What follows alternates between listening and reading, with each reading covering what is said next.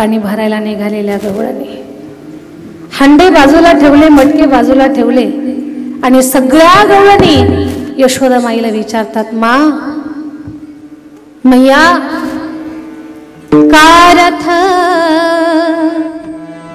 शृंगारीला सांगेओ मजला. मैया हा रथ का ग सजवला? हे अक्रूरजी कशासाठी आलेले आहेत आई? अक्रूर उभा अंगणी बाई गे साजने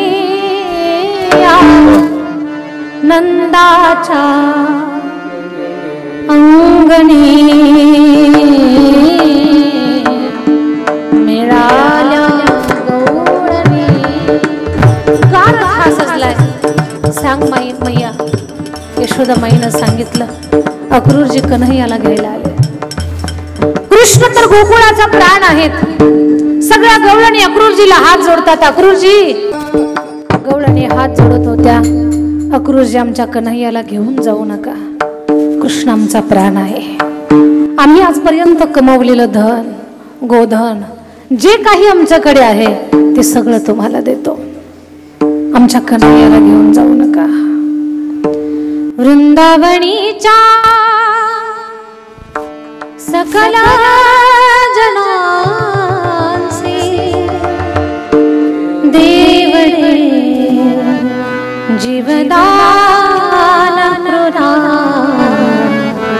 नको नेऊ भगवान. छोटे छोटे गोपाळ कन्हैयाला म्हणतात, लाला काल तुझ्याकडनं राज घेतलं म्हणून आज नाराज झालास का? गोकुळातली लहान गोपाळ रडतायत, वृक्ष रडतायत, पशु पक्षी रडतायत, गायींचं चरण संपलं, कृष्णासाठी हंबरणं चालू झालं. यमुना माई खारी झाली खारी. वृंदावनीच्या सकल जनांसी सकल जनांसी देवडे जीवदान क्रूरा नको नेऊ भगवान. अक्रूरजी कृष्ण कन्हैयाला घेऊन गेले. देवानं कंस मारला, उग्रसेन महाराजांना राजा बनवलं, वसुदेव देवकी यांची सुटका केली. कांदेव नायका आईचं प्रेम. 12 वर्षानंतर कृष्ण भगवंताची आपल्या आईला भेट झाली तर देवकी मातेला 12 वर्षानंतर पाळणा फुटला. हे आईचं प्रेम आहे. मग देवकी मातेनं पक्वान्नाची ताटं करावी, 56 प्रकारचे पक्वान्न कन्हैयाच्या ताटाला लावावेत. एक लोण्याची वाटी लावावी. ताटाला पाहिलं, लोणी पाहिलं की कन्हैयानं रडावं. देवकीनं विचारलं, लाला लोणी पाहिल्यावर का बरं रडतो तू? जेवता ताटावरनं उठतो, का रडतो? कन्हैया म्हणतात, आई माझ्या ताटाला 56 काय त्याही पेक्षा जास्त पदार्थ तयार करून लाव, पण माझ्या ताटाला लोणी लावत जाऊ नको. का? आई लोणी पाहिलं ना मला माझ्या आई यशोदेची आठवण येते का? देवाला चोरण्यासारख्या खूप वस्तू होत्या, पण का बरं लोणीच का बरं चोरलं? लोण्याला हिंदीमध्ये माखन म्हणतात आणि माखन शब्दाची सुरुवात मा शब्दापासून आहे, म्हणून मी माखन चोरला. माखन में मा शब्द समाहित, माखनामध्ये मा शब्द आहे म्हणून मी त्याची चोरी केली. आईच्या आठवणीमध्ये आज संतोष दादांनी या 3 ताईंनी रडावं. ज्याची आई स्वर्गवासी झालेली आहे त्यांनी रडावं आईच्या आठवणीमध्ये.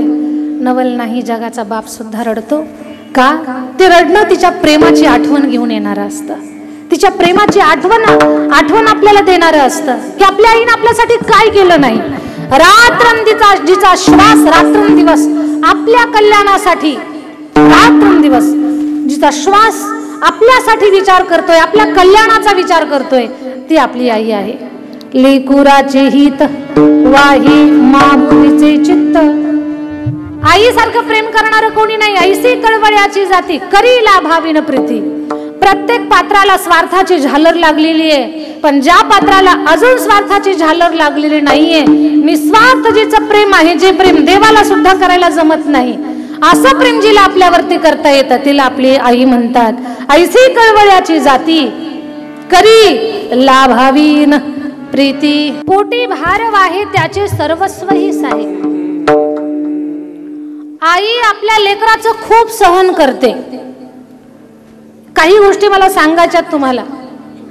तिनं आपलं खूप सहन केलंय, आपणही थोडंसं तिच्या बाबतीत सहन करायला शिकलं पाहिजे.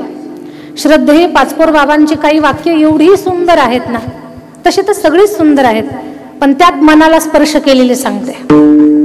म्हातारी माणसं जर घरात बडबड करायला लागली ना, तर हात जोडून विनंती आहे तुम्हाला, कधी त्यांच्या बडबडीवर बोलू नका.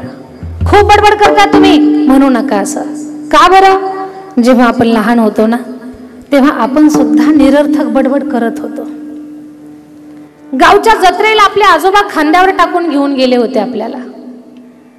जत्रेतला फुगा पाहिला, तासभर आजोबाच्या कानात फुगा बाबा, फुगा बाबा, फुगा.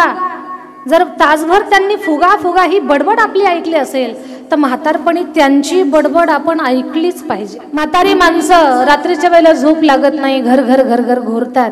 त्यांच्या घोरण्याला कधी बडबड करू नका, कारण आपल्याला झोप लागावी याच्यासाठी कितीतरी रात्री त्यांनी जागरण केलेलं आहे. छोट्याशा माझ्या बाळाला झोप लागावी म्हणून ज्या आईला सूर कळत नव्हता, जिला ताल कळत नव्हता, त्या आईनं अंतकरणातून आपल्यासाठी अंगाई गाण्याचं काम केलेलं आहे. गाय झोपली गोठ्यात घरट्यात चिवताई, पावसात वेळीवर झोपल्या जाई, मीठ पाकळ्या डोळ्याच्या गाते तुला आज माझ्या पाडसाला झोप का येत नाही, निंबोणीच्या झाडामागे चंद्र झोपला बाई. आपल्यासाठी जर अंगाई गायली म्हणून म्हाताऱ्या माणसाचा तिरस्कार करायचा नाही. आई वडील हे आपल्या जीवनातलं साक्षात तीर्थ आहेत. आई वडिलांच्या सेवेनं पंढरपूर साकारलंय. पंढरीचा विठोबा कुणाच्या भक्तीला पाहून नाही आलेला, आई वडिलांच्या सेवेला पाहून तिथे चंद्रभागेच्या तटावर उभा राहिलेला आहे. म्हणून माय बापे केवळ काशी, तेने न जावे तीर्थासी, पुंडलिके काय केले परब्रह्म उभे ठेले. आई वडिलांची सेवा हा सगळ्यात मोठा परमार्थ आपल्या जीवनातला आहे. अगोदर तो परमार्थ करा, उच्च कोटीचा परमार्थ आपल्या घरात येऊन साकारल. घर पंढरपूर होईल, गाव पुण्यभूमी होईल आपली. पण प्रत्येकानं आई वडिलांची सेवा ही किती मोठी आपली जबाबदारी आहे ते समजून घेतले पाहिजे. आणि खरंच ना, जे असे महात्मे आहेत ना उच्च कोटीचे, काही काही महात्मे तर पंढरपूरला गेलेच नाही, नंतर साधना वाढलं गेलेच नाही, पण पंढरीचा विठोबा त्यांच्याकडे गेला. सावताबाबांचं उदाहरण आहे. सावताबाबांच्या मळ्यात विठोबा गेलेला आहे. कितीतरी संत आहेत, भक्त पुंडलिक देवाला आवाज देत नव्हते, भगवान त्यांच्याकडे आले. फेकलेल्या विटेवर देव उभा राहिला. विश्वाचा मालक सोफ्यावर नाही बसवला, विटेवर उभा केला. बसवला सुद्धा नाही, उभाच केला. आई वडिलांच्या सेवेचा प्रभाव. म्हणून त्यांनी आपल्यासाठी खूप सहन केलंय. आपण त्यांची सेवा करणं हे आपलं कर्तव्य, हा आपला धर्म, ही आपली जबाबदारी आहे, हे आपलं कर्तव्य आहे.